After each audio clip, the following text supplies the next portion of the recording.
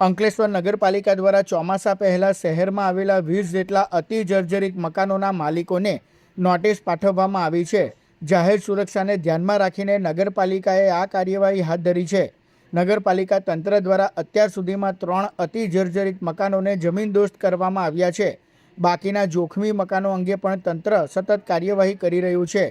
નગરપાલિકાના chief officer Keshav Kalodiya દ્વારા notice પ્રાપ્ત કરનાર મકાન માલિકોને વહેલી તકે તેમના જર્જરિત મકાનો ઉતારી લેવા સૂચના આપવામાં આવી છે।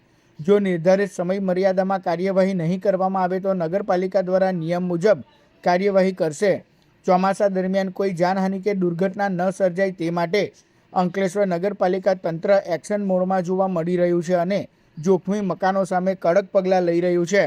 અંકલેશ્વર નગરપાલિકા દ્વારા ચોમાસાની પૂર્વ તૈયારીના ભાગરૂપે અતિ જર્જરિત જે 20 મકાનો છે એમને કડક નોટિસ આપવામાં આવેલી છે અને 20માંથી આજ સુધીમાં જે વધારે સંવેદનશીલ ને અતિ જર્જરિત હતા એવા 3 મકાનો ઉતારી લેવામાં આવેલા છે।